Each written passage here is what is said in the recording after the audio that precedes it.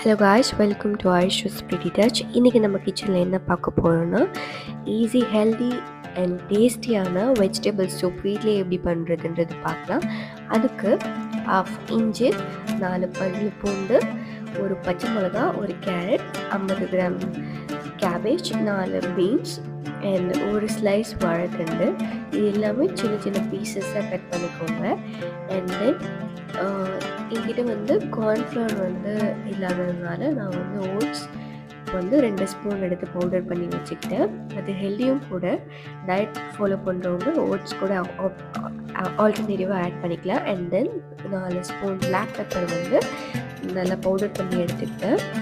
இப்போது ஸ்டவ்வில் உங்களுக்கு குக்கர், ஒரு ஸ்மால் சைஸ் குக்கரில் 2 டேபிள் ஸ்பூன் ஆயில் ஆட் பண்ணிக்கிட்டு, ஜிஞ்சர், கார்லிக், பச்சை மிளகா, இது மூணுத்தையும் ஃபஸ்ட்டு நல்லா வதங்கினதுக்கப்புறம் நம்ம கட் பண்ணி வச்சுருக்க எல்லா வெஜிடபிள்ஸும் ஆட் பண்ணிக்கலாம்.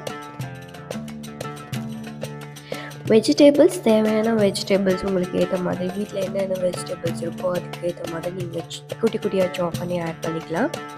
அண்ட் தென் நமக்கு தேவையான சால்ட் ஆட் பண்ணுறோம். இதுலேயே 2 spoon garam masala, 1/2 spoon red chilli powder, 1/2 spoon chicken குழம்பு மசாலா ஆட் பண்ணிக்கலாம். உங்களுக்கு டேஸ்ட் வேணும்னாலும் டேஸ்ட்டுக்கு மேகி மசாலா ஆட் பண்ணாலும் ஆட் பண்ணிக்கோங்க.